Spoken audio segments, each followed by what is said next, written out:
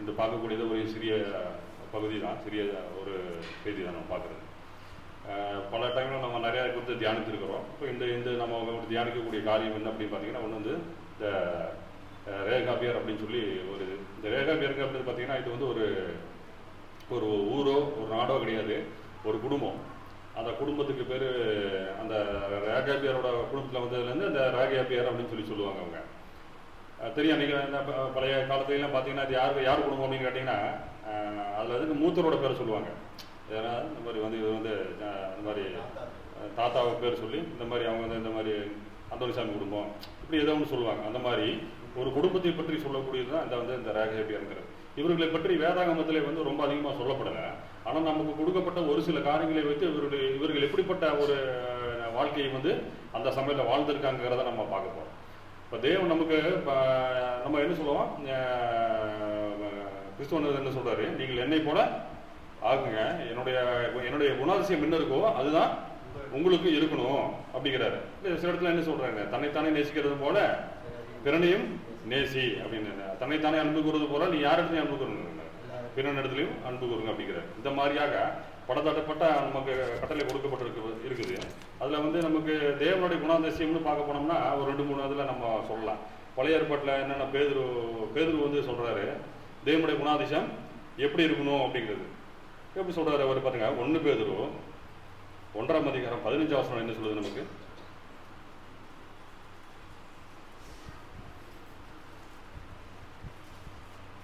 உங்களை அழைத்தவர் பரிசுத்தராய் இருக்கிறது போல நீங்களும் உங்கள் நடக்கைகள் எல்லாவற்றிலேயும் பரிசுத்தராய் இருங்கள். ஆமா, இப்படி இது வந்து வசனம். ஆனால் இதை நம்ம என்ன பண்ணணும், நாம் இதைய செயல்படுத்தணும். ஆனால் நம்ம செயல்படுத்துகிறோமா?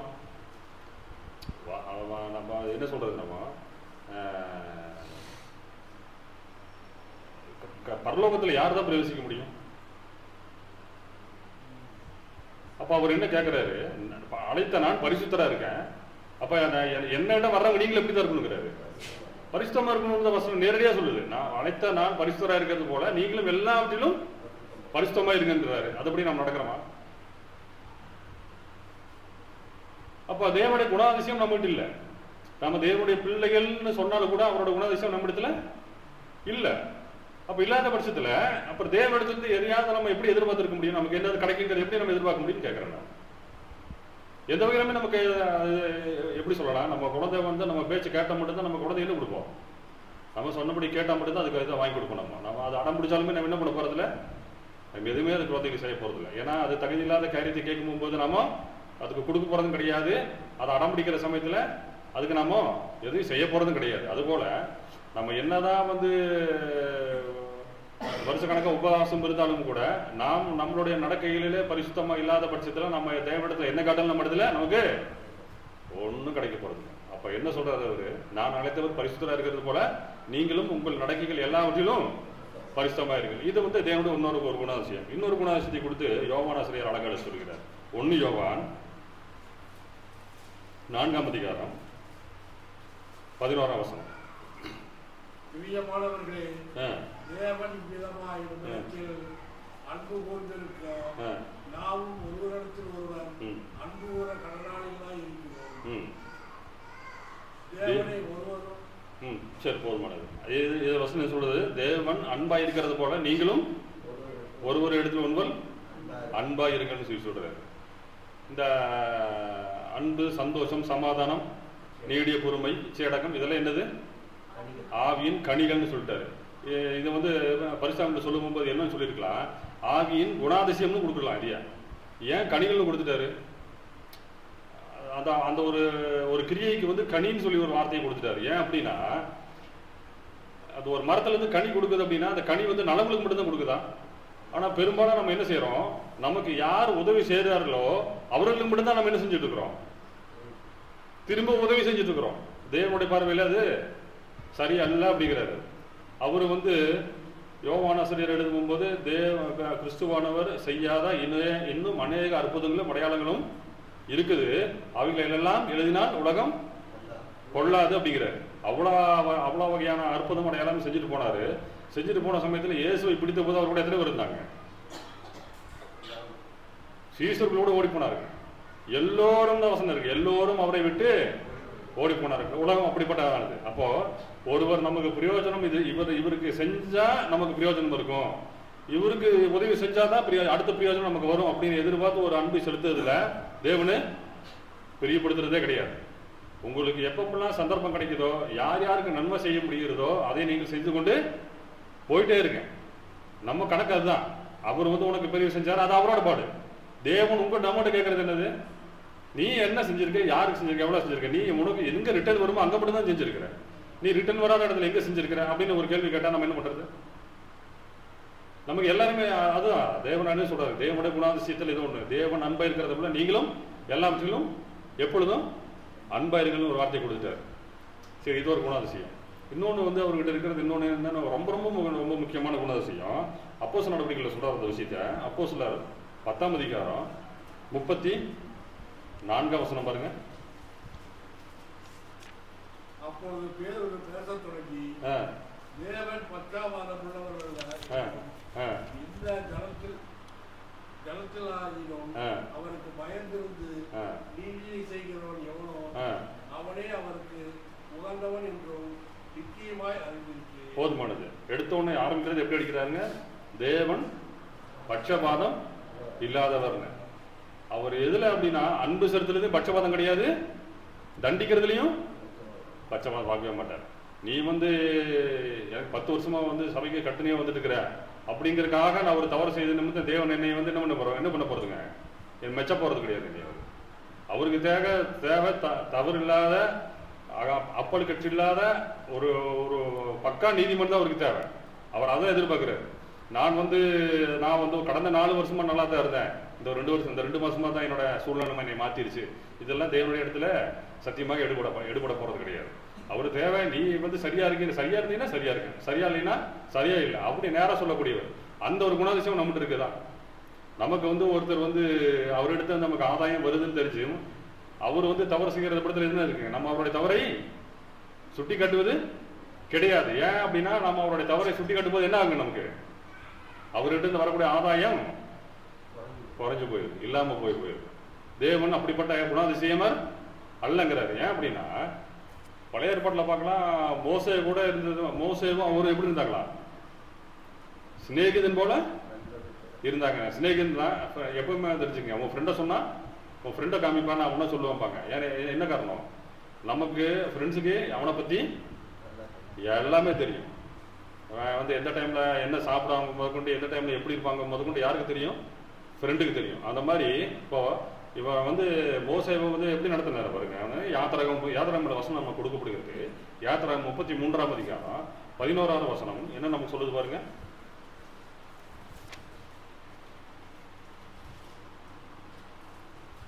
ஒருவன் தன் சிநேகிதனோடு பேசுவது போல் கர்த்தர் மோசேயோடு முகமுகமாய் பேசினார். போதுமானது. ஃப்ரெண்டு கிட்ட பேசுற மாதிரி பேசிட்டு இருக்கிறார் மோசே கிட்ட. அப்ப பாருங்க எவ்வளவு தூரம், எவ்வளவு அன்பு இருக்கும். யாருக்கிட்டையுமே அவர் நம்ம ப்ரொஜெக்ட் பண்ண கிடையாது. யாருக்கிட்டையுமே அந்த அளவுக்கு அவர் தன்னை வெளிப்படுத்துறதே கிடையாது. சிநேகிதரோட பேசும்படியாக பேசுகிறாரு. எபிரேயர் சொல்லும் போது என்ன சொல்றாரு? என்னுடைய வீட்டில் எங்கும் அவன் உண்மையுள்ளவனா இருக்காரு. எங்கேயுமே உண்மையா இருந்திருக்கிறாரு. இந்த ஒரு வார்த்தை வேதாத்துல எழுதுறதுக்கு அவன் எவ்வளவு தூரம் கஷ்டப்பட்டுருக்கணுங்க. ஆனாலும் என்னச்சுங்க, அவர் ஒரு விஷயம் இந்த சின்ன தடுமறும் போது தேவன் தண்டிக்க மறுத்தாரா இல்லையா? என்னாகும் 20ஆம் அதிகாரம் 12ஆம் வசனம் பாருங்க. பின்பு கர்த்தர் மோசேயையும் ஆரோனையும் நோக்கி, இஸ்ரவேல் புத்திரரின் கண்களுக்கு முன்பாக என்னை பரிசுத்தம் பண்ணும்படி நீங்கள் என்னை விசுவாசியாமல் போனபடியினால் இந்த சபையாருக்கு நான் கொடுத்த தேசத்துக்குள் நீங்கள் அவர்களை கொண்டு போவதில்லை என்றார்.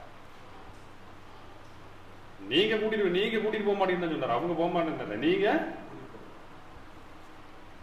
இத்தனைக்கு அவர் எப்படி இருந்திருக்காருங்க? எங்கும் உண்மையுள்ளவன், சிநேகிதனோட பேசுவது போல மோசையோட பேசி கொண்டிருக்கிறாரு. ஆனா தன்னுடைய வாழ்க்கையில தடுமாறுன போது அவர் என்னன்னு சொல்லி சொல்றாருங்க? போதும் நீ தெரிஞ்சுக்கிட்ட, உன்னோட கெப்பாசிட்டி எந்த அளவுக்குங்கிறது எனக்கு தெரிஞ்சிருச்சு, போதும் நீ இருந்துக்கோ, வேற ஒருத்தர் செலக்ஷன் வச்சுக்கிறேன், அவன் கூட்டிட்டு போயிடுவான் உள்ள அப்படின்னு சொல்லி ஆர்டர் கிடைக்குது. அப்போ நம்ம எவ்வளவு தூரம் ஜாக்கிரதையாக இருக்க வேண்டிய ஒரு சூழ்நிலை இருக்குன்னு பாருங்க.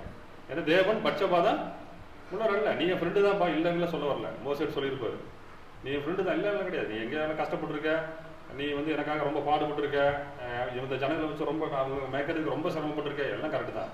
ஆனால் நான் எதிர்பார்த்த அளவுக்கு உங்கள்கிட்ட கெப்பாசிட்டி இல்லை. அதனால் நீங்கள் காணானுக்கு போக வேண்டாம், கேட்டு பார்த்துக்கோ, அதுக்கு மேலே உன் சகோதரனும் நான் ஏற்பாடு பண்ணவரும் கூட்டிகிட்டு போவாங்க அப்படின்றாரு. அவருக்கு எப்படி இருந்திருக்கும்? அப்போ பவுல் சொல்கிறாரு, நான் இது வரைக்கும் ஓடின ஓட்டம் வீணாது, வீணா போடக்கூடாதுங்கிற ஓட்டத்தை ஓடிட்டு இருக்கிறாரு அப்படிங்கிறாரு. அப்போ பாருங்க, அவ்வளோ எவ்வளோ தூரம் நான் ஓடுற ஓட்டம் சரிதானாங்கிறது செக் பண்ணிட்டு ஓடுறாரு. நான் ஓடுற ஓட்டம் நம்ம ஸ்டெப்லாம் கரெக்டு தானு செக் பண்ணி ஓடுறாரு. ஏன் அப்படின்னா, நம்ம உலக வாழ்க்கையில நம்ம ஒரு 19 வகை ஒரு ஏதோ ஒரு மேலோட்டமான வாழ்க்கையை வாழ்ந்து கொண்டு போயிட்டு இருக்கிறோம். தேவன் அது விரும்புகிறது கிடையாது. நீ எடுத்து வைக்கிற காரியம் அடி ஒவ்வொன்றும் சரிதானான்னு பார்க்க. ஏன்னா அவர் பட்சபாதம் உள்ளவர் அல்லன்னு. இது வந்து நீங்கள் நமக்கு வந்து பழைய ஏற்பாட்டில் பார்க்கலாம். புதிய ஏற்பாட்டில் வந்து யாருக்கிட்ட அதிகமாக சண்டை போட்டிருக்காரு? அவர் பேதுருக்கிட்ட. பேதுரு மாதிரி மெச்சத்தை வந்து ஆள புதிய ஏற்பாட்டில் கிடையாது. திட்டு வாங்கினவரும் ஏன் மத்தேயு பாருங்க, மத்தேயு எழுதின சுவிசேஷம் 16ஆம் அதிகாரம் 17ஆம் வசனம் பாருங்க.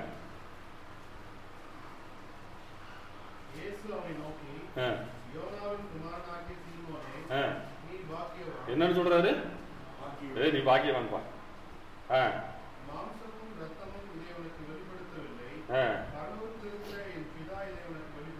போதுமானது. இப்போ கிறிஸ்துவன வாயிலிருந்து பாக்கியவான்னு ஒன்று சொன்னோன்னா எப்படி இருந்திருக்கு அவருக்கு? எவ்வளோ பெரிய சந்தோஷம் இல்லையா? அவர் வாயிலிருந்து பாக்கியவான்னு சொல்லி ஒரு வார்த்தை வந்தானே துள்ளி குதிக்கிறாரு அப்பா அப்படின்னு. 20 அதே அதில் எங்கேயும் பேச்செல்லாம் திருப்ப வேண்டாம். 23 பாருங்க.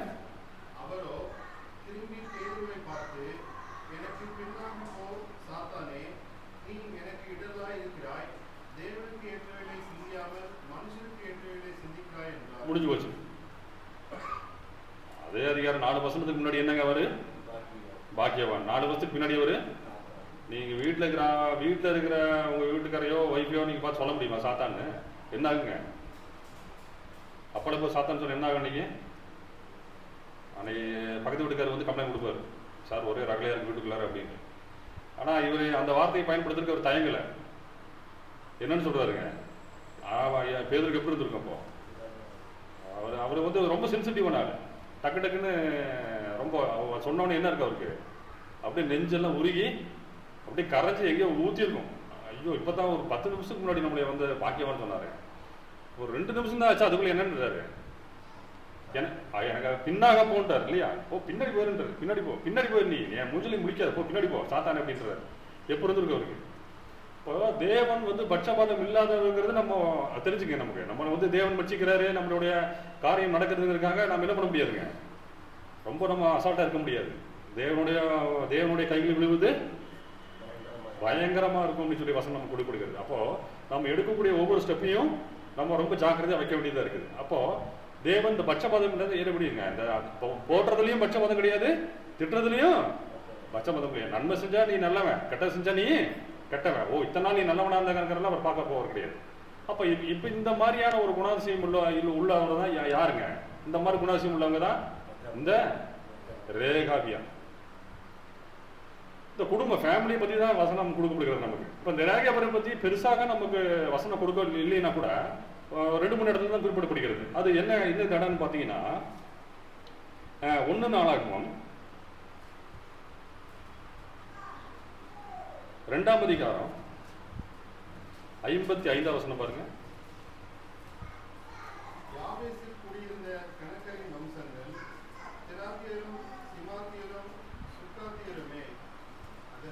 படிங்க.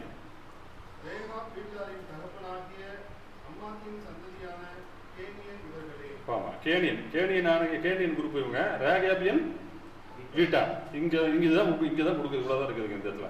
ராகியாபுடைய வீட்டாராங்க கேனியன், அவங்க கேனியன் வம்சக்காரங்க. ராகியாபியரோட ஃபேமிலி எங்கே இருக்கிறாங்க, இதுதான் அங்கே ஒன்று கொடுக்கப்படுகிறது. இதுக்கப்புறம் எங்கே நமக்கு சொல்லப்படுது அப்படின்னு அதை பற்றி இந்த 2 ராஜாக்கள் 10ஆம் அதிகாரத்தில் சொல்லப்படுகிறது. இந்த 2ஆம் அதிகாரம் 10ஆம் அதிகாரத்தில் இது என்ன சொல்லப்படுது நமக்கு? இந்த ராஜா இருக்கார் இல்லையா, ஆகாப் ராஜா என்ன பண்ணுவாரு, நேபாத்தோட ஒரு இந்த திராட்சை தோட்டத்தை வந்து எடுத்ததுல வந்து இவருக்கு வந்து தேவனிடத்துலேருந்து ஒரு பெரிய ஒரு அடி கிடைக்கும். என்னாச்சுன்னா, உன் வம்சம் பூமியில இராதபடிக்கு நான் அழித்து போடுவேனுங்கிற ஒரு வார்த்தையை அவருக்கு கொடுக்கப்படுகிறது. நான் திராட்சை தோட்டத்தை எடுத்துக்கிட்டதுக்காக. அப்போ இதை வந்து தேவன் வந்து தீர்க்கதரிசி மூலமா சொன்னதை நிறைவேற்றும்படியாக ஒரு காரியம் நடக்குது. அதுதான் அந்த 10ஆம் அதிகாரம் நடக்குது. அந்த 10ஆம் அதிகாரத்தில் யார் வந்து தேவனிடத்தில் எழுப்புறா அப்படின்னா, யெகூங்கிற ஒரு ராஜாவை எழுப்புறாரு. அவர் எழுப்பி என்ன பண்றாரு, அவர் மூலமாக இந்த ஆகாப் வம்சத்தை முழுசுமாக அழிக்கிறாரு. இந்த ஆகாப் எப்படி அப்படின்னா, சிலை வழிபாடுல பயங்கர நம்பர் 1 ஆளு. அப்ப இது என்ன ஆகுது அப்படின்னா, யெகூக்கு வந்து இந்த பக்தி வைராகம் உண்டாகி ஆகாப்போட குடும்பத்தை சுத்தமா அழிக்கிறதுக்கான ஏற்பாடு செய்யறதா இந்த 10ஆம் அதிகாரத்தில் நடக்குது. இப்போ இதை கேள்விப்பட்ட நிமித்தம் என்னவோ, இந்த ரேகாபுத்திரர் எப்படிங்க தேவனுடைய பார்வையில அவர்களும் பக்தி வைராக்கியம் உள்ளவர்கள். அப்ப என்ன ஆச்சு, ஒரு டைம் இவர் வந்து ஆகாப் ராஜா என்ன பண்றாரு, தன்னோட படைகளோட வந்து இருக்கிற அவங்களை எல்லாத்தையும் அழிக்கிறாரு. அழிச்சிட்டு அவர் வரும்போது என்னாச்சு, இவருக்கு எதிர்கொண்டு யார் போறா, அந்த யோனதாப்னு சொல்லி ரேகாப் வம்சத்துல வரக்கூடிய யோனதாப்புங்கிற ஒருவர் போறாரு. அப்பதான் 2 பேரும் சந்திக்கும் போது என்ன ஆகுதுன்னா, இப்ப என்ன சொல்றீங்க நீங்க, இப்போ நம்ம வந்து ஒரு வண்டியில போறோம், ஒரு கார்லயே போறோம். கார்ல போன உடனே டக்குன்னு இது வரைக்கும் நம்ம பார்த்ததே இல்லை, படக்குன்னு ஒருத்தர் வாங்க வாங்க அப்படின்னு கார்ல ஏத்திக்குவோமா, ஏத்துவோமா? இப்ப இருக்கிற சூழ்நிலைக்கு ரொம்ப ரொம்ப ஏன்னா என்ன நடக்குன்னு தெரியாது இல்லையா. 2 வீலர்ல அன்னைக்கு காமிக்கிறாங்க, 2 வீலர் லிஃப்ட் கொடுக்குறாங்க, லிஃப்ட் ஏறி வரவன் பின்னாடி போனவன் அந்த லிஃப்ட் கொடுத்து அவனுக்கு கொண்டு போட்டான். எனக்கு அங்கே இறங்கணும் இங்கே இறங்கணும்னு எங்கேயோ அவுட்டரில் கூட்டிகிட்டு போய் ஒரு இருட்டான இடத்துக்கு கூட்டிகிட்டு போய் அப்படியே அவரை பிடிச்சி கழுத்து நெரிச்சு கொண்டு போட்டு அவர்கிட்ட எடுத்து போயிட்டானுங்க. இத்தனைக்கு லிஃப்ட் கொடுத்த பாவத்துக்கு. அப்போ என்னென்ன இந்த டைமில் நம்ம இரவு நேரத்தில் லிஃப்ட் கொடுக்கறது கூட என்ன பண்ண வேண்டியதாக இருக்குங்க, ஜாக்கிரதையாக கொடுக்க வேண்டியதாக இருக்குது. எங்கே வெளிச்சமான பகுதி இருட்டான பகுதிக்கு நம்ம கூட்டு போனால் போகக்கூடாது, நம்மளோட சேஃப்டிக்காக சொல்கிறேன். அப்போது இந்த இடத்துல இந்த 2 ராஜாக்களுக்கு வந்துருங்க. 2 ராஜாக்கள் 10ஆம் அதிகாரம் 14-15 பாருங்க.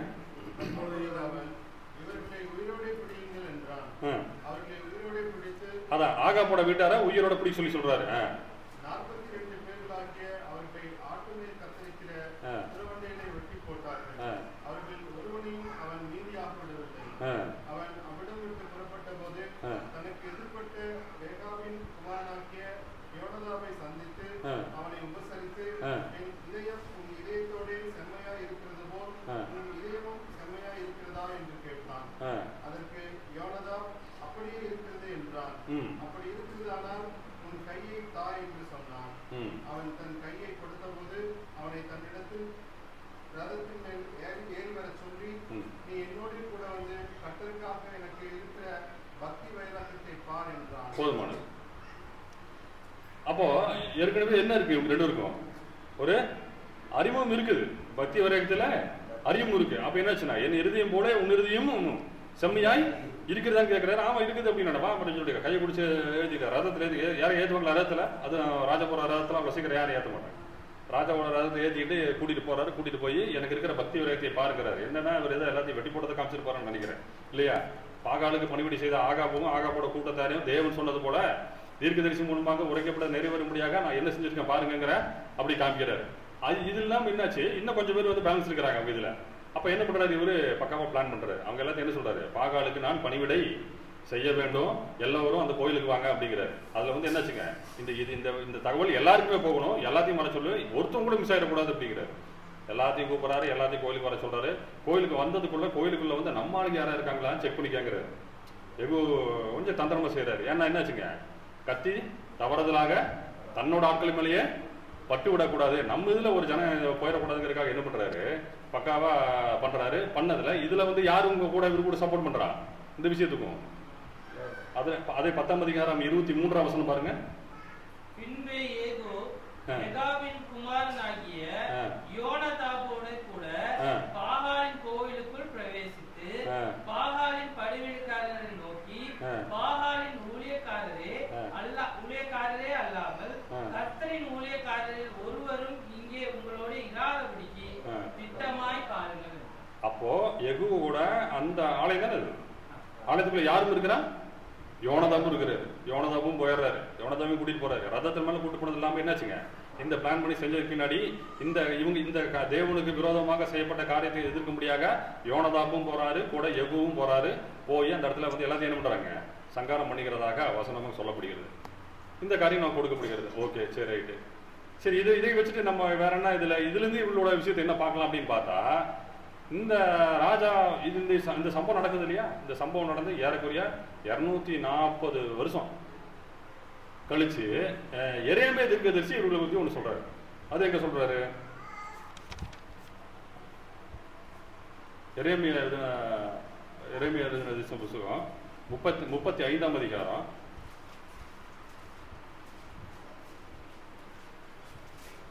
35ஆம் அதிகாரம் 2ஆம் வசனம் பாருங்க.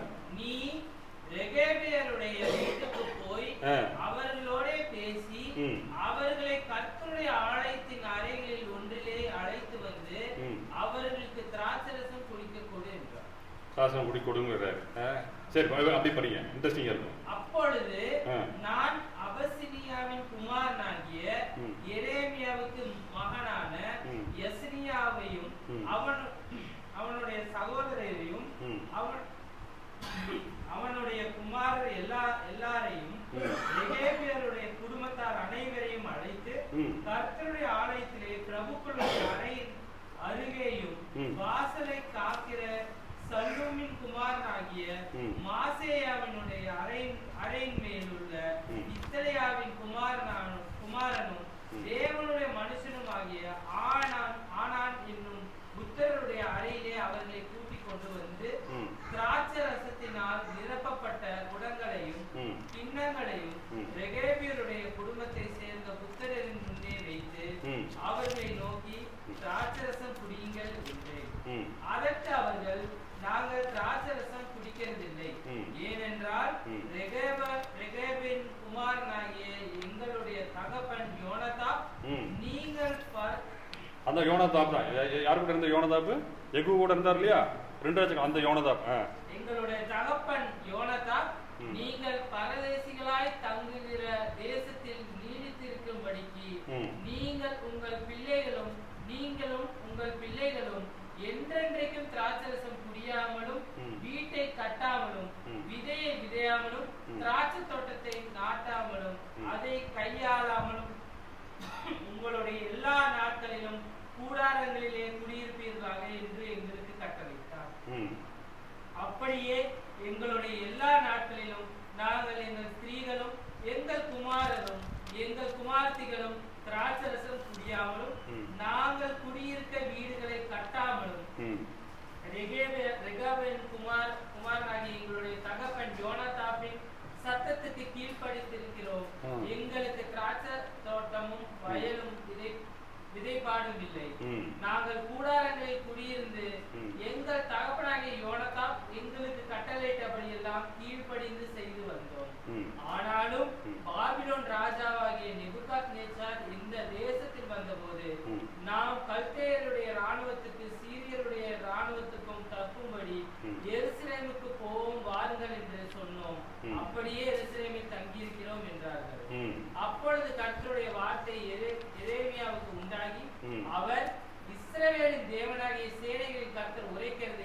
இப்போ வந்து என்ன சொல்றாரு, திரும்ப அந்த ராகேபியரோட அந்த பக்தி வரைக்கும் இருக்காரு, அதை பார்த்துட்டு திரும்ப என்ன சொல்றாரு, ராகேபியர் குடும்பத்தை பாரு எப்படி இருக்காங்க, நீ போய் யாரும் சொல்லுகிறாரு, நீ போய் யூதாவில் இருக்கிற மனுஷரையும் எருசலேமின் குடிகளையும் நோக்கி நீங்கள் என் வார்த்தைகளை கேட்டு புத்தியை ஏற்றுக்கொள்ளுகிறது இல்லையோ என்று கர்த்தர் சொல்லுகிறார். திராட்சரசம் குடியாதபடிக்கு ரெகேபியன் குமாரனாகிய யோனதாப் தன் புத்திரருக்கு கட்டளையிட்ட வார்த்தைகளை கைக்கொள்ளப்பட்டு வருகிறது. அவர்கள் இந்நாள் மட்டும் அதை குடியாமல் தங்கள் தகப்பனுடைய கட்டளைக்கு கீழ்ப்படுகிறார்கள். ஆனாலும் நான் உங்களுக்கு ஏற்கனவே சொல்லிக்கொண்டே இருந்தும் எனக்கு கீழ்ப்படியாமல் போனீர்கள். இது அவர் எவ்வளவு தூரம் சங்கடப்படுறாரு பாருங்க.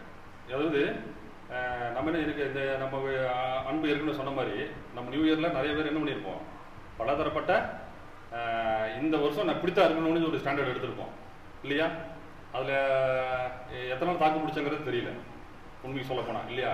இவங்க பாருங்க, யோனதாப்பு வாழ்ந்து யோனதாப்புக்கு பின்னாடி எரேமியா, அதாவது ராஜாக்கள் காலம் முடிஞ்சு இந்த தீர்க்கதரிசி காலம் வர சமயத்தில் எரேமியா வராரு. இந்த யோனதாப்போட வாழ்ந்ததுக்கும் இந்த எரேமியா இருந்த தீர்க்கதரிசி வாழ்ந்த காலத்துக்கும் ஏறக்குறைய 240 ஆண்டுகள் வித்தியாசம். இவங்க என்ன சொல்றதுங்க, 240 வருஷமா என்ன பண்றாங்க, ஒரு விஷயத்த பக்காவா கடைபிடிக்கிறாங்க. அவங்க சூழ்நிலையை, அதாவது அவங்களோட வாழ்க்கை தரமும் பெருசா இல்லை இல்லையா. அவங்க அப்பா என்னன்னு சொல்லிட்டாரு, நீ வீடு கட்டாதன்ட்டார். வீடு கட்டாத அப்படின்னு யோனதாப் எங்களுக்கு வீடு கட்ட வீடு கட்டணும்னா சொல்லிட்டாரு. ஆனால் நான் கட்டுறது இல்லை. இப்போ வீடு இல்லாமல் கூடாரத்தில் குடியிருக்கக்கூடிய ஒரு ஜனத்திற்கு முன்பாக குடமுடமாக உனக்கு தாச்சரசம் வைத்து அவருடைய இச்சை தூண்டும் விதமாக ஒரு காரியம் நடக்கிறது. அவங்க என்ன சொல்றாங்க, குரூப்பா எங்க அப்பா சொல்லியிருக்கிறாரு, தொடக்கூடாது. எங்க அப்பா சொல்லியிருக்கிறாரு, நாங்க அதை தொடப்போதில்லைன்னு. அப்ப கர்த்தருக்கு பாக்குறாரு, இந்த பூலோகத்தில் இருக்கிற அவங்க அப்பா சொன்னதுக்கு வேண்டி அவ்வளவு தூரம் செஞ்சுட்டு இருக்கிறாங்க. என் ஜனத்துக்கு போய் நான் அவன் ஒருத்தர் சொன்னாரு, யோனதாப் எத்தனை டைம் சொல்லியிருப்பாருங்க. ஆனா இங்க கர்த்தர் சொல்லுகிறாரு, நான் சொல்லிக்கொண்டே இருந்தும் நீங்க கேளாமையே இருக்கிறீங்க அப்படிங்கிறது. இப்ப பாருங்க, அந்த ஜனத்துக்கு உண்டான அந்த பக்தி வைராக்கியம் எவ்வளவு பெருசு. எங்க அப்பா சொல்லிட்டாங்க இருக்க வேண்டி ஏறக்குறைய அந்த வார்த்தையை கடைபிடிச்சுட்டே வராங்க. வந்த நிமித்தம் சரி இப்படி கடைபிடிச்சாங்களே, என்னதான் அவங்களுக்கு கடைசியா நடந்துச்சு அப்படின்னு பாக்குறோம் இல்லைங்களா. 19 வசனம் பாருங்க, 19 அதுலயே 19 வசனம். ஆதலால் சகல நாட்களிலும் எனக்கு முன்பாக நிற்கத்தக்க புருஷன் ரெகேபின் குமாரனாகிய யோனதாப்புக்கு இல்லாமல் போவதில்லை என்று இஸ்ரவேலின் தேவனாகிய சேனைகளின் கர்த்தர் சொல்கிறார். அதுக்கு முந்தின வசனம் பாருங்க. பின்னும் எரேமியா ரெகேபியருடைய குடும்பத்தாரை நோக்கி, நீங்கள் உங்கள் தகப்பனாகிய யோனதாப்பின் கட்டளைக்கு கீழ்ப்படிந்து அவனுடைய கற்பனைகளை எல்லாம் கைக்கொண்டு அவன் உங்களுக்கு கட்டளையிட்டபடி எல்லாம் செய்து வந்தீர்கள் என்று இஸ்ரவேலின் தேவனாகிய சேனைகளின் கர்த்தர் சொல்லுகிறார். இவங்க இந்த கட்டளையை கடைபிடிக்கிறாங்கிறத யார் சொல்றா? தேவன் சொல்றாரு. அப்படி அப்போ நான் இது ஒண்ணு வச்சிருக்கேன். இவங்க எப்படி, அதான் யோனதாப் எப்படிப்பட்ட ஆளு, பக்தி விராக்கியம் உள்ள ஆளு, தேவனுக்கு விரோதமான காரியத்தை செய்ய முடியும் போது ராஜாவோட துணை நின்று அதற்கு உதவி செய்தவர். அப்ப இவருக்கு என்ன இருக்குங்க, பக்தி விராக்கியம் இருக்கு. அப்ப இவரோட குடும்பத்தை எப்படி கொண்டு இருக்கிறாரு, பக்தி வைராக்கியமா கொண்டு இருக்கிறாரு. அப்ப என்ன இவரு, அப்ப இங்க 19 வசனத்துல ஒரு ஆசீர்வாதம் கொடுக்கப்படுகிறது இவங்களுக்கு. என்ன ஆசீர்வாதம் கொடுக்கப்படுகிறது, திடீர்னு ஒரு ஆசீர்வாதம் வச்சுக்க, உங்க வாழ்நாள் ஃபுல்லா ஒரு ஐபிஎஸ் உங்க ஃபேமிலியில் இருப்பார் அப்படின்னா எப்படி இருக்கும், ஒரு ஆசீர்வாதம். வாழ்நாள் ஃபுல்லா உங்க இதுல ஒரு பெரிய பொறுப்புல ஒரு பெரிய பதவியில ஒருத்தர் உங்க குடும்பத்துல இருப்பார் அப்படின்னா எவ்வளவு சந்தோஷம் இருக்கும் நமக்கு. அந்த மாதிரி இங்க வசனம் 19 வசனம் சொல்றது, உங்களோட என்ன ஆதலால் 19 வசனம் எந்த நாட்கள், எல்லா நாடு ஆசீர்வாதம் அப்படியே படம் கொடுக்கிறார். சகல நாட்களிலும் எனக்கு முன்பாக நிற்கத்தக்க புருஷன் ரெகேபின் குமாரனாகிய யோனதாப்புக்கு இல்லாமல் போவதில்லை என்று இஸ்ரவேலின் தேவனாகிய சேனைகளின் கர்த்தர் சொல்லுகிறார். எனக்கு முன்னாடி நிக்கிறதுக்கு ஒரு ஆள் இல்லாம அவங்க குடும்பத்துல யாரும் இருக்க போறது இல்லைங்கிறாரு. என் குடும்பத்துல அப்படின்னு என்ன சொல்றாரு, அவங்க குடும்பத்துல இருந்து யாரோ ஒருத்தர் எனக்கு முன்பாக நிக்கிறதுக்கு ஆளு அவங்க குடும்பத்துல எப்பவுமே ஒருத்தர் இருப்பாரு. நினைச்சு பாருங்க, அது எவ்வளவு பெரிய ஒரு ஆசீர்வாதம். ஏன் எங்க அப்பாவோட சொன்னதுக்கு கீழ்பிடிச்சுக்கு மட்டும்தான் அவர் அந்த ஆசீர்வாதமா? இப்ப நாம என்ன தெரிஞ்சுக்கணும், நான் இதுல இவங்க அப்பா சொன்ன வார்த்தையவே இவங்க இவ்வளவு தூரம் கடைபிடிச்சிருந்தாங்கன்னா தேவன் சொன்னது எவ்வளவு தூரம் கடைபிடிச்சிருப்பாங்க. ரொம்ப ரொம்ப ரொம்ப ரொம்ப என்ன சொல்றது, ரொம்ப ஆராய்ஞ்சு எப்ப இல்லப்பா இல்ல செஞ்சிடாத செஞ்சா இதை சாப்பிட சொல்லிருக்காரு, சாப்பிட வேணா சொல்லியிருக்காரு, இதை செய்ய சொல்லியிருக்காரு, இத்தனை மணிக்கு எந்திரிக்க சொல்லியிருக்காரு, எப்ப இந்த டைம்ல அறுப்பு காலம் இதை செய்யக்கூடாது. ஏன்னா பழைய ஏற்பாடுல ஊர்பட்ட கண்டிஷன்ஸ் இருக்கு. அதை எத்தனை எப்படி ஃபாலோ பண்ணிருக்கீங்க இவங்க, ரொம்ப கண்ணும் கருத்துமா ஃபாலோ பண்ணியிருக்காங்க.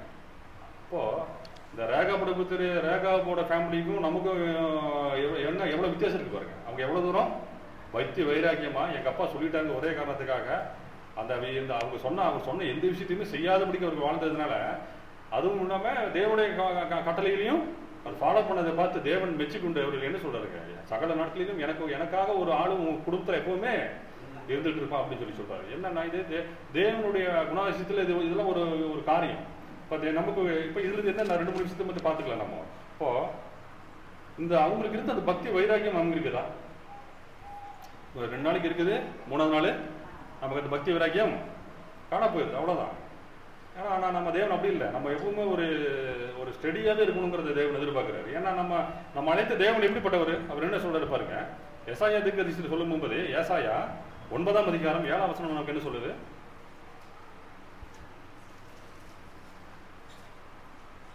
தாவீதின் சிங்காசனத்தையும் அவருடைய ராஜ்யத்தையும் அவர் திறப்படுத்தி அதை இதற்கு கொண்டு என்றென்றைக்கும் நியாயத்தினாலும் நீதியினாலும் நிலைப்படுத்தும்படிக்கு அவருடைய கர்த்தத்துவத்தின் பெருக்கத்துக்கும் அதன் சமாதானத்துக்கு முடிவில்லை.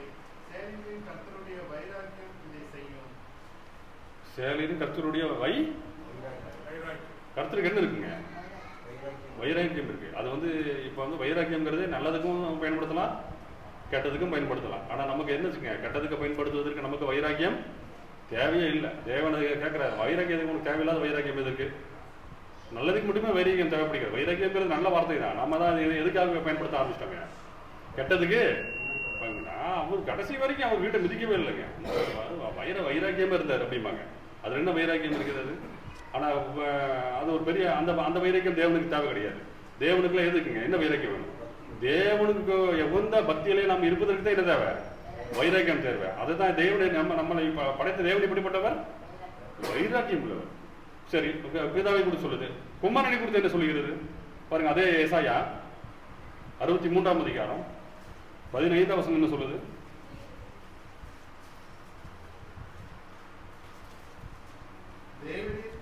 பரலோகத்திலிருந்து கண்ணோக்கி பரிசுத்தமும் மகிமையும் உடைய வாசஸ்தலத்திலிருந்து பாரும்.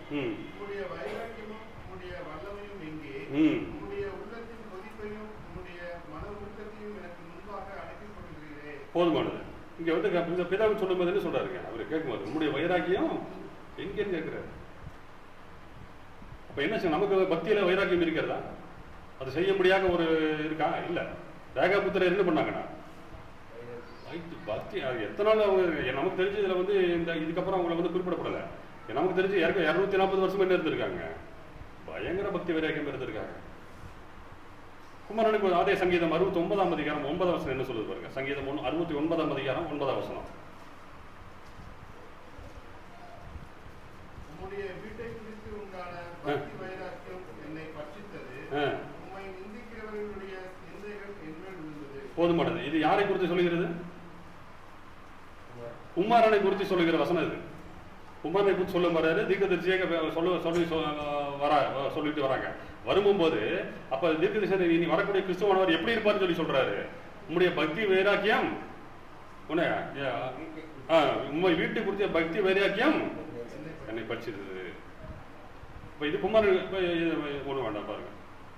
இப்ப யோவான் எழுதின சுவிசேஷம் 2ஆம் அதிகாரம் 17ஆம் வசனம் பாருங்க.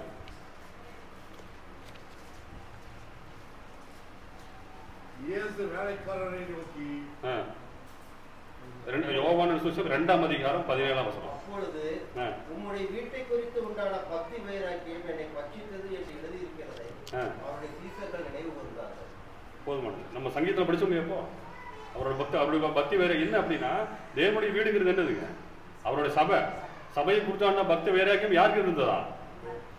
குமாரனுக்கு இருந்தது. அதை இந்த பூமியில ஸ்தாபிக்கணும், இதுக்கு உண்டான காரியங்களை செய்யணுங்கிற அந்த வைராக்கியம் அவரிடத்துல இருந்தது. அதான் அந்த வைராக்கியம் நம்ம இடத்துல இருக்கிறதா அதை கேள்விப்படுறாரு. ஆனா அந்த வைராக்கியம் யார் கூட இருந்தது? யோனதாபோட இருந்தது. என்னச்சுங்க, தேவனுக்கு விரோதமான ஒரு காரியம் நடைபெறுகிறது, யெகூராஜா போறான்னு தெரிஞ்சு என்ன பண்றாரு, இவரும் இந்த விஷயத்துல செஞ்சுட்டு இருக்கிறது இவரும் போறாரு. அந்த தேவனுடைய திட்டம் நிறைவேறுவதற்கு இவர் அங்கே பாடுபடுகிறார்.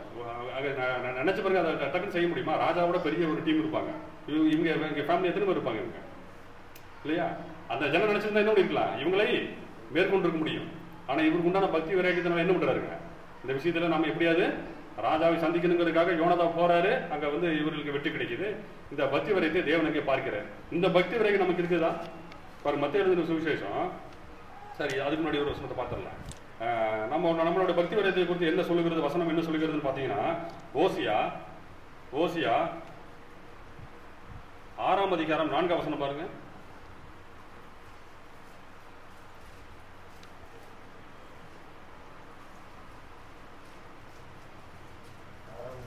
ஆறாம் அதிகாரம் 4ஆம் வசனம். எப்ராயிமே, உனக்கு என்ன செய்வேன்? யூதாவே, உனக்கு என்ன செய்வேன்? உங்கள் பக்தி காலையில் காணும் மேகத்தை போலவும் விடியற் காலையில் தோன்றும் பனியை போலவும் ஒளிந்து கொள்கிறது. அவ்வளவுதான். அந்த எஃபெக்ட் 2 நாளைக்கு தான் இருக்குது. இந்த பக்தி வைராகிய எஃபெக்ட் 2 நாளைக்கு தான் இருக்குது. அதுக்கப்புறம் என்ன ஆயிருதுங்க? அப்படியே அந்த வைராக்கியம் எல்லாம் கரைஞ்சு போகிறது அப்படின்னு யார் சொல்றா? தேவன் சொல்லிக்கிறாரு. இப்ப நம்ம பக்தி வைராக்கியம் எப்படி இருக்கணுங்கிறத எவர் எதிர்பார்க்கிறாரு? அதுல எந்த விதமான குறைச்சல் இல்லாதபடிக்கு யோனதாவுக்கோட அந்த ராகாபுத்திரக்கு இருந்த அந்த பக்தி வைராக்கியம் போல நம்ம இடத்துல இருக்க வேணுங்கிற அவர் எதிர்பார்க்கிறாரு. பாருங்க, மத்தேயு 8ஆம் அதிகாரம் 25-26 வசனம் பாருங்க. மத்தேயு 8ஆம் அதிகாரம் 25-26. அப்பொழுது அவருடைய சீஷர்கள் வந்து அவரை எழுப்பி, ஆண்டவரே, எங்களை ரட்சியும், மடிந்து போகிறோம் என்றார்கள். அதற்கு அவர், அற்ப விசுவாசிகளே, ஏன் பயப்படுகிறீர்கள் என்று சொல்லி எழுந்து காற்றையும் கடலையும் அதட்டினார். உடனே மிகுந்த அமைதல் உண்டாயிற்று. அவ்வளவுதான். இந்த ஒரு சின்ன விஷயம் வந்தா கூட என்ன பண்றதுங்க? நம்ம பக்தி வைராக்கியம் இல்ல, பக்தியும் இல்ல, வைராக்கியம் கிடையாது. பக்தி இருந்தா தான் வைராக்கியம் வரும் இல்லையா? ஒரு பக்தி இருந்தா தான் வைராக்கியம் வரும். இங்க எங்கன்னாச்சு? பக்தியே நம்மகிட்ட இல்ல, அதுக்கப்புறம் பக்தியில எப்படி நமக்கு வைராக்கியம் வரும்? ஆனா எங்கன்னு சொல்ற சின்ன விஷயம் வந்தா கூட நாம நம்மளோட பக்தியில நாம விழுந்து போகிறோம். அதை தான் அவருக்கு சொல்றாரு. நம்ம பக்தியில விழுந்து போகிறீர்கள் என்னன்னு தேவனுக்கு குறிப்பிடுகிறார் குமாரன். அற்ப விசுவாசியே. இதெல்லாம் நம்மளுக்கு வந்து நேரில் கேட்ட கொடுக்கும். நமக்கு இன்னைக்கு வந்து ஒரு வாரம் யாரோ வரல அப்படின்னா பாஸ்டர் கூப்பிட்டு விசாரிச்சாவே அவங்களுக்கு என்ன வந்துடுது? கோபம் வந்துடுது. இங்க வந்து சாத்தானே இன்னும் வந்து யோவான் சாணகன் சொல்லும்போது என்னன்னு குறிப்பிடாருங்க? விரியன் பாம்பு குட்டிகளே, வெள்ளை அடிக்கப்பட்ட கல்லறைய, இன்னொன்னு ரொம்ப அசிங்கமா திட்டுவாரு, என்ன விபச்சாரிகளே இருக்கா இல்லையா? வசனம் அப்படிதான் இப்படி இன்னைக்கு நேரில் கூப்பிட்டு என்ன ஆகுங்க? நமக்கு உங்களுக்கு கொடுத்த பரிசானவர் உங்களுக்கு நீதி குறித்தும் நியாய தீர்ப்பையும் குறித்து உங்களுக்கு என்ன ஒன்று ஒருத்தவர் கண்டித்து உனக்கு வரதான் இருக்குது. உங்களுக்கு நீதி குறித்தும் நியாய தீர்ப்பு குறித்து உனக்கு வரதான் இருக்குது. இன்னைக்கு கண்டிச்சு என்ன ஆகுது? கோபம் வந்துடுது. ஆனால் தேவன் கண்டிக்கிறதுலே பாரபட்சம் பார்க்கிறவர் அல்ல. அதை தான் நம்ம தெரிஞ்சுக்கிறோம். நமக்கு பக்தி வைராக்கியம் நமக்கு ரொம்ப ரொம்ப ரொம்ப ரொம்ப முக்கியம். அதனால தான் ஓசியா சொல்ற மாதிரி காலையில தோன்றிருக்கிறது, காலையில பனி பார்க்குது, சாயந்தரத்துல இல்லாம போகக்கூடிய அந்த நிலை போல தான் உன்னோட பக்தியும் இருக்கிறது சொல்ற. இது ரொம்ப வந்து கவலைக்குரிய விஷயம். நம்ம பவுலடியார் வந்து நேரடியாகவே குறிப்பிடாரு அவன் பக்தி எப்படி இருக்குங்கிறது சொல்றாரு. ரோமர்கள் சுவிசேஷம் 10ஆம் அதிகாரம் 2ஆம் வசனம் என்ன சொல்றது பாருங்க. தேவனை பற்றி அவர்களுக்கு வைராக்கியம் உண்டென்று அவர்களை குறித்து சாட்சி சொல்கிறேன், ஆகிலும் அது அறிவுக்கேற்ற வைராக்கியம் இல்லை. நேரடியாக சொல்லிட்டார் பவுலடியார். அவங்களுக்கு ஏதோ வைராக்கியம் இருக்குன்னு சொல்றாங்க. நான் அது என்ன வைராக்கியம் இல்லைங்கிறாரு? அறிவுக்கேற்ற வைராக்கியம் இல்லை. நீங்க வைராக்கியம் இருக்கு நினைச்சுக்கலாம். ஆனா அது அறிவுக்கேற்ற வைராக்கியம் இல்லை. தேவன் எதுல நீ உன்னை வைராக்கியம் இருக்க சொல்லிடலாம், அதுல வைராக்கியம் இருக்கு. அதை விட்டு போட்டு தேவையில்லாத வைராக்கியம் இருக்கிறது பிரயோஜனம் இல்லைன்னு சொல்றாரு. அப்ப என்ன நமக்கு ராகாபுட புத்தரிலிருந்து நமக்கு கெடுக்கப்பட்ட ஒரு பாடம் என்னன்னா, நம்ம பக்தியில வைராக்கியமா இருக்க வேண்டும் அப்படிங்கிறது. சரி, ஓகே. இன்னொன்னு என்ன அப்படின்னா கீழ்ப்படிதல்ங்கிறது ரொம்ப ரொம்ப அவசியம் இல்லையா? அது வந்து எப்படி சொல்றது, நமக்கு ரெண்டு பிடிக்காது. ஒன்னு அட்வைஸ், இன்னொன்னு கீழ்ப்படிதல். இது ரெண்டுமே என்னங்க, நமக்கு பிடிக்காத விஷயம். யாரா அட்வைஸ் பண்ண நமக்கு பிடிக்காது. யாரா நம்மளை கீழ்ப்படுத்துகிற ஒருத்தர் ஒரு நிலையே எடுத்துட்டுன்னு வச்சுக்கோங்க, நமக்கு பிடிக்காது. ஆனா தேவனுக்கு என்ன எப்பவுமே என்ன, அவருக்கு கீழ்பிடிக்கிறவர்கள் தான் அவருக்கு ரொம்ப ரொம்ப பிடிக்கும். அப்போ நம்ம கீழ்பிடிக்கிறது குறித்து நம்ம வேதனையில் அநேகர் இருக்கிறாங்க. ஆனா அதுக்கெல்லாம் நமக்கு முன்னோடியா யார் இருக்காருங்க? கிறிஸ்துவ நமக்கு முன்னோடியா இருக்கிறாரு. எபிரேயர் ஆசிரியர் சொல்றாரு பாருங்க. எபிரேயர் நிறுவனத்துல 5ஆம் அதிகாரம் 8ஆம் வசனம் என்ன சொல்றது நமக்கு? அவர் குமாரனாய் இருந்தும் பட்ட பாடுகளினாலே கீழ்ப்படிதலை கற்றுக்கொண்டார். என்ன கற்றுக்கொண்டாராம் அவரு? ஏங்க, அவர் யார்? அவரு குமாரன். அவருக்கு தெரியாத விஷயம் இருக்கா? ஆனா நமக்கு ஒரு முன்மாதிரியாக அவர் இருந்து விட்டு போகணும் அப்படிங்கிறதுக்காக என்ன சொல்றாருங்க? அவரும் பூமியில என்ன கற்றுக்கொண்டாரா? கீழ்ப்படிதலை கற்றுக்கொண்டாரு. வசனம் நம்ம குறிப்பிடுகிறது. அவர் ஏதாவது புதுசா கத்துக்கணுமா? அவரு ஒண்ணும் இல்ல. அதுல வார்த்தை இருந்தது, வார்த்தை தேவன் எடுத்தது, தேவனா இருந்தது, அந்த வார்த்தை எல்லாமே தான் இருக்கு. ஆனாலும் அவர் பூமியில வந்ததுக்கு பின்பாக நமக்கு ஒரு லைஃப் ஸ்டாண்டர்டை செட் பண்ணிட்டு போறாரு. அதுல இதையும் சொல்றாரு, தாம் பட்ட பாடுக்கு நிலையில என்ன கற்றுக்கொண்டாரா? கீழ்ப்படிதலை கற்றுக்கொண்டாருங்க. அப்போ கீழ்ப்படிதல் ரொம்ப ரொம்ப நமக்கு இம்பார்ட்டன்ட். எதுக்கு தேவனுடைய வார்த்தைக்கு கீழ்ப்படிக்கிறது ரொம்ப ரொம்ப விஷயங்கிறார். சரி, கீழ்ப்படிதல் இப்போ சரி, வாரம் வாரம் சபைக்கு வரும்போது ஞாயிற்றுக்கிழமை மட்டுமே நான் கீழ்ப்படிவேன், மற்ற நாட்களில் நான் என் இஷ்டத்துக்கு போல இருப்பேன், திரும்பவும் அடுத்த நாள் ஞாயிற்றுக்கிழமை வரும்போது நான் கீழ்ப்படிவேன். அப்படியா? வசனம் என்ன சொல்லுது நமக்கு? பிலிப்பியர் 2ஆம் அதிகாரம் 8ஆம் வசனம் என்ன சொல்லுது?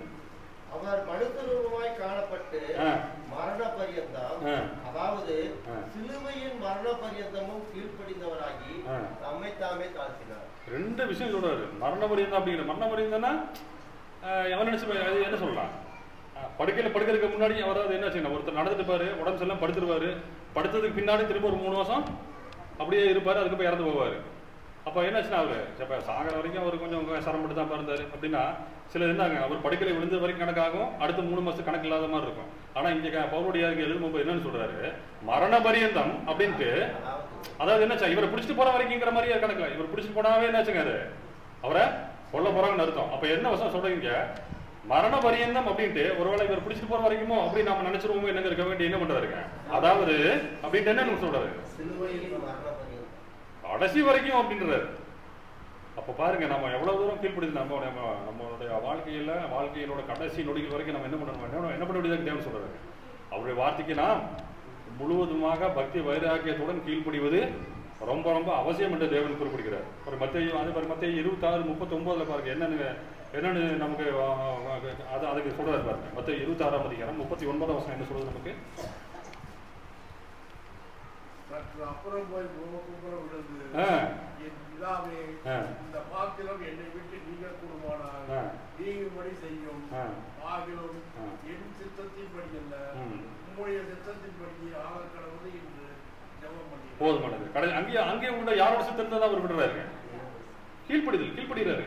கர்த்தாவே இந்த மாதிரி இருக்கு, ப்ராப்ளம் இருக்கு, ஆனாலும் என்னுடைய சித்தத்தின்படி இல்லை, உங்களுடைய இதை ஏன் இதை செட் பண்ணி கொடுக்குறாரு நமக்கு, இப்படித்தான் அப்படின்னு அவர் சொல்லித்தராரு. நீ எல்லா நேரையிலும் எல்லா டைம்லையும் என்ன கீழ்படுத்திருக்கிறார்? தேவனுக்கு கீழ்படிந்து இருது, மற்றபடி நீ வேற எதுவும் செய்ய வேண்டியதில்லைங்கிறத அவர் தேவன் குறிப்பிடுகிறார். அப்போ என்னாச்சுன்னா, மறுபடியும் சொன்ன கூட சிலுவையின் மரண பரியந்தம் அவர் கீழ்பிடிந்து நமக்கு ஒரு முன்மாதிரியை வைத்து போயிருக்கிறார். அது போல தான் இராகமுத்திரை எப்படி தான் கீழ்பிடிச்சாங்க நமக்கு அவங்க அப்பட வார்த்தைக்கு. அதுக்கப்புறம் எத்தனை வருஷம் இருந்தாங்கன்னு தெரியல இல்லையா? ஏன்னா யோனதாப்பு வாழ்ந்தது கிமு 840, எரேமியா வந்தது கிமு 600. கிறிஸ்துவுக்கு முன்பாக 600 ஆண்டுகளுக்கு முன்பாக யார் வரா? எரேமியா வராரு. அதே எரேமியாக்கு அப்போ முன்னாடி 240 ஆண்டுகளுக்கு முன்னாடி யார் இருக்காங்க? யோனதாப் இருக்கிறாரு. அப்ப இவங்க நினைச்சு பாருங்க, எவ்வளவு தூரம் அந்த தங்களுடைய பக்தி வைரத்திலையும் தகப்பன் சொல்லி கீழ்பிடிக்கிறதுலையும் எவ்வளவு தூரம் கண்ணு கருத்து மறந்துருக்கிறாங்க. ஏன் கிறிஸ்துவனர் இதை குறித்து அவரே சொல்லுகிறார் பாருங்க. யோவான் சுவிசேஷம் 4ஆம் அதிகாரம் 34ஆம் வசனம்.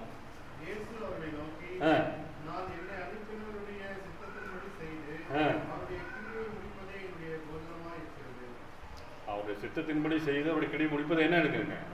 என்னோட போஜனங்கிறார். அப்ப நம்ம என்ன நம்ம அவருடைய சித்தம் என்னங்கிறது என்ன? அவருடைய சித்தம் என்ன இல்லையா? அவருடைய சித்தம் சங்கீதம் நீதி அவருடைய சித்தம் என்ன? நீதி உள்ளவர்களை செய்யணுங்கிறது நம்மளுடைய சித்தம்.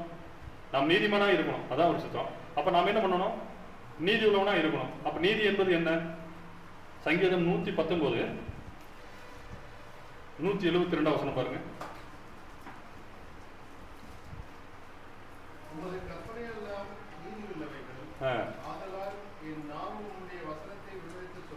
போதுமானது. படிச்சிருக்கேன், கம்ப்ளீட் பண்ணிருக்கேன்.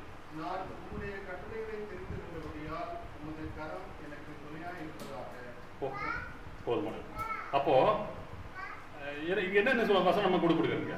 நம்முடைய கற்பனைகள் எல்லாம் நீதி உள்ளவர்கள். அப்ப நாம் நீதிமானா இருக்கணும், என்ன பண்ணணும்? கற்பனைகளுக்கு கீழ்ப்படியும். அதைத்தான் தேவன் எதிர்க்கிறார். அவருடைய சித்தத்தின்படி செய்வதே என்னுடைய மெய்யான போஜனமா இருக்குன்னு சொன்னபடி தேவனுடைய சித்தம் என்ன? தேவனுடைய சித்தம் நம்ம மேல என்ன சித்தம் வச்சிருக்கிறாரு? நாம் நீதிமானாகணும் சித்தம் வச்சிருக்கிறாரு. அப்ப நீதிமானாலும் நாம் நீதி செய்ய வேண்டும். நீதி என்பது யாது? அவருடைய கற்பனைகள் எல்லாம் நீ கைக்கொள்ளணும். அதைத்தான் சொல்றேன். அதுல பாரபட்சம் பார்க்காத படிக்க நாம் கைக்கொள்ளணுங்கிறத அப்படி சொல்றாரு. சரி, இதெல்லாம் பண்ணியாச்சு, நமக்கு என்ன கிடைக்கும் அப்படின்னா, ரேகாபுடைய புத்தருக்கு என்ன கிடைச்சிச்சுங்க? என்னுடைய வீட்டில் சகல நாட்களிலும் ஒருத்தன் இருப்பான் அப்படின்னு சொன்ன போல நமக்கு என்ன கூட என்ன நம்மளோட வீடு எங்க இருக்குங்க? நம்மளோட குடியிருப்பு எங்க இருக்கு? பரலோகம் இல்லையா? பாருங்க,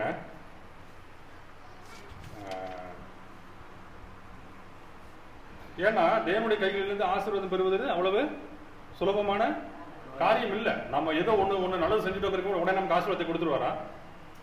இல்ல. ஆபிரகாம் என்ன பண்ணாரு? எத்தனை வயசுல அவனுக்கு பிள்ளை கொடுத்தாரு? 99 வயசு கொடுத்ததுக்கு முன்னாடி வயசான காலத்துல பிள்ளை கொடுத்து அவர் பிள்ளையை வளர்த்துறாரு. வளர்த்தி அவனுக்கு வந்து நன்மை தீமை அறியும் வயசு, அதாவது வேதத்தில் குறிப்பிடும்போது அவருக்கு வந்து ஏறக்குறைய ஒரு 14 வயசு இருக்குங்க. ஒரு 12லேருந்து ஒரு 15க்குள்ள ஒரு ஏறக்குறைய அந்த வயசு தான் யாருக்கு இருந்திருக்குங்க? ஆபிரகாம் குமாரனாகி ஈசாக்குக்கு இருந்துக்கிறாங்க. ஏன்னா கூட்டிட்டு போகும்போது இந்த புள்ள வந்து தெளிவாக கேட்குது. என்னன்னு கேட்குதுங்க? போகிற இடத்துல இனி எவ்வளோ போகும் எல்லாம் கேட்குறாரு. கேட்டு போகும்போது விறகு இருக்கு, ஆட்டை காணோம், பள்ளிக்கூட ஆட்டை காணோம் எல்லாம் கேட்குது. கேட்கும்போது என்னச்சுங்க, அந்த குழந்தைக்கு விவரம் வரக்கூடிய வயசு. அந்த விவரம் வந்த பின்னாடி அந்த விவரம் வந்த வயசு அது என்னன்னு கேட்குறாரு அவரு. நீ எனக்கு பள்ளி கொடுக்கணும்னு கேட்குறாரு. பள்ளி கொடுத்ததுக்காக என்ன பண்ணுறாரு?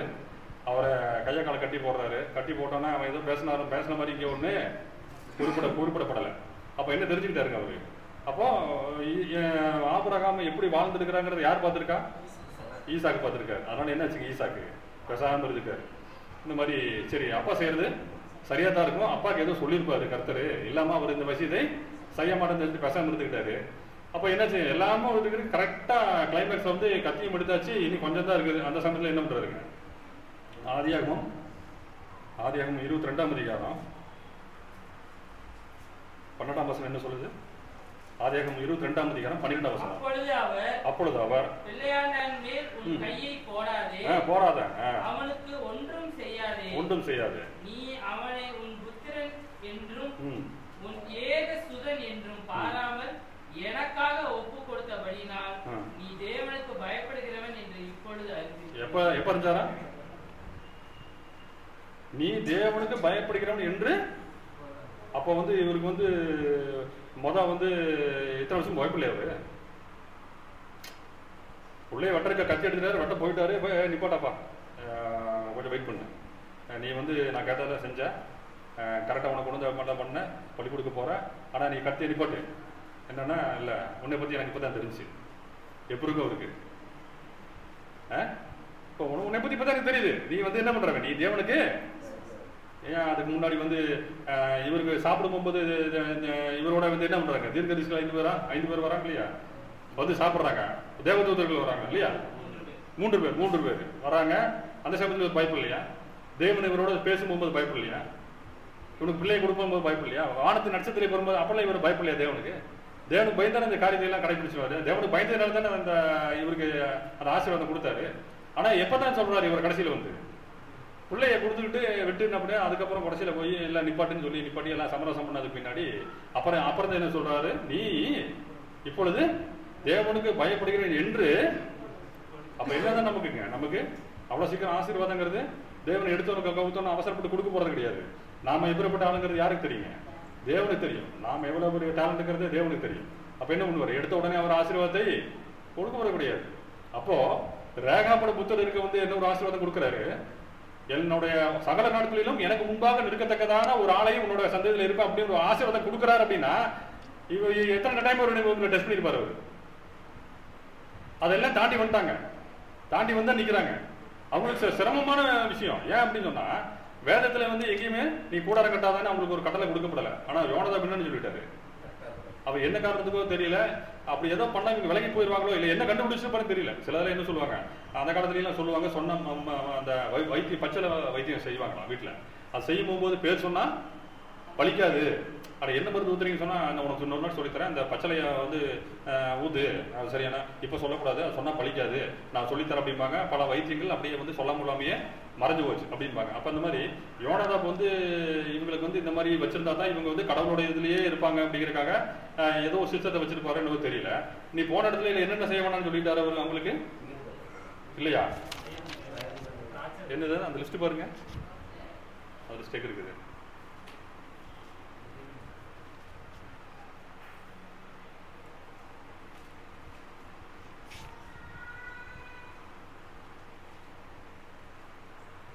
அதை 10ஆம் அதில் பாருங்க. அதில் 2 ராஜாக்கள் 10ஆம் அதிகாரத்துல இருங்க. எரேமியா பாருங்க. எரேமியா 35 6ஆம் வசனம் பாருங்க.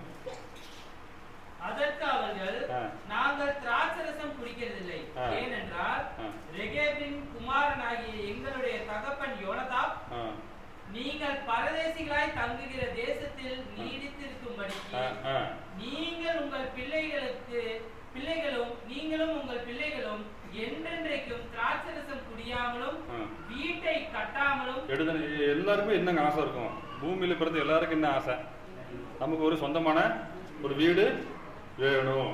கை வச்சுட்டாருங்க. 2வது வீட்டை கட்டாமலும் விதையை விதையாமலும். அடுத்து சாப்பாடுல கை வைக்கிறாரு. இப்ப என்னதான் செய்யறது? அடுத்து விதை. நீ எதுவுமே நீ விவசாயமா பண்ண மாட்டா, நீ பேசாம இரு. திராட்சை தோட்டத்தை நாட்டாமலும். அது அப்ப என்னதுங்க முக்கிய உணவு? என்னதுங்க அப்போ அந்த காலத்துல? ஆமா, அந்த இது அவங்க அந்த பார்லி அரிசி மாதிரி அந்த கோதுமை மாதிரி இருக்கும். அதுவும் திராட்சை ரசம் தான் பிரதான உணவு அவங்களுக்கு. அப்போ என்னன்னா நமக்கு இந்த காலத்துல நமக்கு இலகுவா அது இருக்கணுங்கிறதுக்காக என்ன சொல்லாங்க, நமக்கு குயின் கோனான்னு சொல்லி ஒரு அரிசி போலவே இருக்கு. குயின் கோனான்னு ஒன்று இருக்கு. அது ரொம்ப காஸ்ட்லி. என்ன அப்படின்னா அந்த சுகர் வந்தவங்களுக்கு வந்து அது சாப்பிட்றது வந்து ரொம்ப நல்லதுன்னு சொல்லிட்டு இருக்காங்க. நீங்க செக் பண்ணி QUINOAன்னு வரும். நீ அதுல அப்பத்தை செய்து ரொம்ப காஸ்ட்லி என்னதுன்னு சொல்லலாம். ஏதோ இந்த எண்ணெயில் செய்த அப்படின்னு சொல்லி நீங்க வச்சிருந்தோம்னு வச்சுக்கோங்க, நம்ம என்ன பண்ணுவோம்? வாரந்தோறும் அப்பப்போ ரசம் பெற்றுருக்கிறோம். அப்பா ரசம் நீ வந்து குயின்கோனா செய்தல அப்பத்திலும் அப்படின்னா என்ன பண்ணி முடியும்? நம்ம அதே அப்போ நம்ம எல்லாமே இலகுவாக கொடுத்துருக்கிறேன் நமக்கு. அப்போ இது இலவு கொடுக்க என்ன வச்சுக்கோங்க, அப்பவும் திராட்சை இது எல்லா வருஷத்துல எல்லா டைமும் கிடைக்கிறது. எல்லா இது அதனால என்ன வச்சுக்க அவர் ஒரு சிம்பிளான இதை கொடுக்குறாரு. என்ன நினைவாது செய்யுங்க அப்படின்றாரு. ஏன் வேற எதையும் அவர் உதாரணமா தன்னுடைய சரீரத்துக்கு மாதிரியாக ரத்தத்துக்கு மாதிரியாக அதை கொடுக்க முடியாதா? ரொம்ப இலகுவா கொடுத்துட்டாரு. ஆனா அவங்களுக்கு அப்பா அவங்க அப்பா என்னென்ன கட்டளை கொடுக்குறாரு? அது இலகுவான விஷயம். அது படிய தோட்டத்தை நாட்டாமலும் 3வது அதை கையாளாமலும் 4 உங்களுடைய எல்லா நாட்களிலும் கூடாரங்களிலே குடியிருப்பீர்களாக என்று எங்களுக்கு கட்டளையிட்டார். போற பக்கம்ல டென்ட் இல்லையா? இப்ப சொன்னோம்னா கொஞ்சம் கேவலமா தான் இருக்குது. டென்ட்ல குடியிருக்காங்க. போற பக்கம்லாம் டென்ட். 5 கட்டளை. நீ வீட்டை கட்டாத, நீ வந்து விதைக்காத, திராட்சம் குடிக்காத, வேற டென்ட்ல தான் குடியிருக்கணும். இன்னொன்னு என்னமோ சொல்லியிருந்தே. சரி, பரவாயில்ல, இருக்கட்டும். அப்போ இது வந்து இலகுவான கட்டளையா? நமக்கு கொடுத்தது இலகுவான கட்டளையா? நமக்கு கொடுத்தது. ஆனா நாம என்ன பண்றாங்க? அவங்க அந்த மாதிரி நீ டென்ட்ல தான் குடியிருந்திருக்கிறாங்க, திராட்சம் குடிக்கல, விவசாயம் கிடையாது, வீடு கிடையாது, இப்படி எல்லாம் அந்த பைத்தியராயத்தை பார்த்தா தேவனே என்ன பண்றாரு? எப்பா இப்படி ஒரு ஆளை நான் பார்த்ததில்லப்பா. ஆளை எடுப்பான். அவன் ஃபேமிலியில ஒரு ஆள் நமக்கு வேணும். எப்பவுமே ஆள் ஒருத்தன் கூட இருப்பான் அப்படின்னு எப்படி இருக்கும்? அதை தான் வந்து அவர் கொடுத்தாரு. அந்த பக்தி வைராக்கியம் அவர்களுக்கு அந்த ஆவல்னால தேவனுக்கு செய்யணுங்கிற அந்த காரியம் அவர்கள் அவ்வளவு தூரம் வந்து அவர்களை வந்து இது பண்ணியிருக்குது. அதை பார்த்தா தேவன் அந்த ஆசீர்வாதங்கள் கொடுக்குறாரு. இன்னைக்கு நமக்கு எப்படிப்பட்ட காரியத்தை தேவன் கொடுத்துருக்கிறாரு நமக்கு இல்லையா? பாருங்க, இப்ப அவரு அந்த அந்த எரிமேல பாருங்க. அது 16ஆம் வசனத்துல பாருங்க. அதுல 16 நீங்க படிச்சீங்களா? இப்போ 16ஆம் வசனம் பாருங்க. இப்போதும் ரெகேபின் குமாரனாகிய யோனதாபின் புத்திரர் தங்கள் தகப்பன் தங்களுக்கு கட்டளையிட்ட கற்பனையை கைக்கொண்டிருக்கும் போது இந்த ஜனங்கள் எனக்கு கீழ்ப்படியாமல் போனபடினாலும். கவனிக்கிறாரு. அவங்க அப்பாவை வச்சு அவங்க எவ்வளவு தூரம் கேட்டு நடந்திருக்காங்க. ஆனா இவங்களுக்கு இப்ப நான் சொல்லிட்டே இருந்தா இவங்க செய்யறதே இல்லை அப்படின்னு சொல்லி. ஏன்னா நம்ம வசனம் என்ன சொல்லுதுங்க? நீதிமான்கள் மேல் நோக்கமா, தேவனுடைய கண்கள் யார் மேல் நோக்கமா இருக்காது? நீதிமான்கள் நோக்கமா இருக்கிறது இருக்காது. நீதிமன் பார்க்கிறாங்களா சொல்லலாம். நோக்கமா இருக்கிறது என்ன வச்சுங்க, ரொம்ப உன்னிப்பாக நம்மளை கவனிக்கிறா இருக்கிறதா வசனம் கொடுக்கப்படுகிறது. அழகா மொழிபெயர்த்திருக்காங்க. அப்ப நம்ம எவ்வளவு தூரம் பெர்ஃபெக்டா இருக்கணுங்கிறது இங்க வசனம் சொல்லப்படுகிறது. நான் முடிச்சிடறேன் டக்குன்னு. வசனம் இருக்கு. அதனால நம்ம என்ன வச்சுங்க, நம்மளுடைய குடியிருப்பு எங்க இருக்கு? பரலோகத்தில் இருக்கு. நம்மளுடைய வீடு பரம வீடு எங்க இருக்குது? நிலையான நகரம் பரம வீடு எல்லாமே எங்க இருக்குங்க? இருக்கு. அங்க இருந்தா நம்முடைய ரட்சகர் வர நாம எதிர்பார்த்து காத்து கொண்டு இருக்கிறோம். அப்படி இருக்க சமயத்துல நாம போறோம், நாமளும் ஆவலா போறோம். பேதர் போல நம்மள என்ன பண்றோம்? டக்குன்னு என்னாச்சு, ஒரு நேரம் ரொம்ப உணர்ச்சி வசமா இருக்க, இன்னொரு நேரத்துக்கு என்ன நினைச்சுக்கிறோம்? சோர்ந்து போயிடுறோம். அப்படி இல்லாதபடிக்கு நம்ம ரேகாப்பட புத்திரர் இருக்குன்னு தேவன் விரும்புகிறாரு. கடைசி 2 வருஷத்துல பார்த்து முடித்துக் கொள்ளலாம். பாருங்க, மத்திய விசேஷம் 7ஆம் அதிகாரம் 21ஆம் வசனம். மத்திய 7:21. பரலோகத்தில் இருக்கிற என் பிதாவின் சித்தத்தின்படி செய்கிறவனே பரலோக ராஜ்யத்தில் பிரவேசிப்பானே, என்னை நோக்கி கர்த்தாவே கர்த்தாவே என்று சொல்லுகிறவன் அதில் பிரவேசிப்பதில்லை. ஆமா, என்னை விட்டு அக்கிரம செய்கைக்காரரே என்னை விட்டு அகற்றுப்போங்க சொல்லுவாரு. ஏன்னா பிதாவின் சித்தத்தின்படி செய்யாதபடிக்கு நம்மளோட வேற பக்தி வரைக்கும் ஒண்ணும் இல்லாம இருந்தோம்னா ஒண்ணும் இல்லை. நம்ம வந்து ஓடனது ஓட்டம் வீணா தான் போகுது. அதே மற்ற 25:34 என்ன சொல்லுது பாருங்க. நமக்கு மத்திய 25:34 இவைகளெல்லாம் சம்பவிக்கும் முன்னே இந்த சந்ததி ஒழிந்து போகாதென்று இல்ல மத்திய 25:34 அப்பொழுது ராஜா தமது வலது பக்கத்தில் நிற்பவர்களை பார்த்து, வாருங்கள் என் பிதாவினால் ஆசீர்வதிக்கப்பட்டவர்களே, உலகம் உண்டானது முதல் உங்களுக்காக ஆயத்த பண்ணப்பட்டிருக்கிற ராஜ்யத்தை சுதந்திரத்துக் கொள்ளுங்கள். இது எப்ப கிடைக்கும் நமக்கு? ராகபுடைய புத்தருக்கு என்ன ஆச்சுங்க? இம்மையிலும் மறுமையிலும் அவர்களுக்கு ஆசீர்வாதம். என்ன காரணம்? அவர்களுக்கு இருந்த பக்தி வைராக்கியம், தேவனுடைய காரியத்திலே இப்படிதான் நடக்கணுங்கிற பக்தி வைராக்கியம் என்னாச்சுங்க. அவருக்கு வந்து எப்படி சொல்லலாம், சிம்பிள் விஷயம். உன்னோட வாழ்நாட்டு சகல நாட்களிலும் எனக்கு முன்பாக நிற்கிறதுக்கு ஒரு புருஷன் உன்னிடத்துல இருப்பான்னு சொன்னா அவர்களுக்கு தேவன் மத்தியில என்ன செஞ்சிருப்பாரு? பயங்கர ஆசீர்வாதம் கிடைச்சிருக்கு அவங்களுக்கு. அப்ப நமக்கு அந்த ஆசீர்வாதம் கிடைக்காம போயிருமா? நாம எப்படி இருக்கணும்? நாமளும் அவருக்கு முன்பாக சகல நாட்களும் அவருக்கு முன்பாக பக்தி விளாக்கியத்தோடு கீழ்ப்படுத்தோடு இருந்தோம்னா ரேகா புத்தருக்கு எப்படி அந்த பக்தி விளாக்கியம் இருந்ததோ அதே போல நமக்கும் இருந்தா நமக்கு என்னதான் கிடைக்குங்க?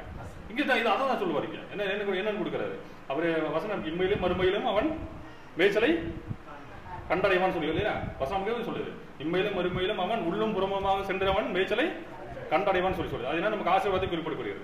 அப்போ அவருக்கு எப்படி சகல நாட்களிலும் நீ எனக்கு என் கூட இருக்கிற ஒரு ஆள் இருப்பான் அப்படிங்கிற மாதிரி நாமளே எப்படி இருப்போம் அவர்களோட சகல நாட்களிலும் அவர் எங்க இருப்போம் அவர்களோட பரலோகத்தில் இருக்க முடியாத ஆசீர்வாதம் நமக்கு கிடைக்கும். அதுக்கு என்ன தேவை நமக்கு? அவர்களுக்கு காமிச்ச பக்தி விளாக்கியம் போல அந்த ஒரு நிலையான தன்மை இன்னைக்கு இருக்கும் நாளைக்கு நாளானைக்கு இருக்காது அப்படி இல்லாதபடிக்கு அவர்கள் தங்களுடைய தகவன் வாழ்ந்த காலம் முதல் எப்படி தங்களுடைய வாழ்நாள் முழுவதும் நம்ம அந்த பக்தி வீரத்தை கடைபிடிச்சு வந்தாங்களோ அந்த பக்தி விரகம் இருக்கும் பொழுதுதான் நாமளும் தேவனுடைய கைகளிலிருந்து இம்மையிலும் மறுமையிலும் ஆசீர்வாதத்தை பெற்றுக்கொள்ள முடியும். இல்லை அப்படின்னு என்ன வச்சுங்க, பேதுரு சொன்ன மாதிரி நீ எனக்கு பின்னாக போ அப்பாலே போ சாத்தான் சொல்லி திட்டுவார். எனவே நம்ம வந்து நம்மளுடைய பக்தி விரகத்திலே நம்ம கொஞ்சம் கவனமாக நடக்க வேண்டிய காலம். என்ன நினைச்சுங்க, பூமியில் நடக்கிறது பார்த்தா ஒவ்வொருத்தர் சொல்லிட்டு ஒரு விதமாக இந்த மாதிரி வருகையானது சமீபிச்சிருக்கிறங்க அப்படிங்கிறக்காக வருகை எப்போ வேணா இருந்துட்டு போகுது. ஆனால் நாம என்ன வச்சுங்க, நம்ம எக்ஸாமுக்கு தயாராகிற மாதிரி நாம எப்பவுமே தயாராக இருக்க முடியும். நம்மளுடைய விஷயம் இந்த விஷயங்கள் நிச்சயமாக உங்களுக்கு பிரயோஜனம் நம்புகிறேன். தேவன் தாமே நம்ம அனைவரையும் ஆசீர்வதிப்பாராக.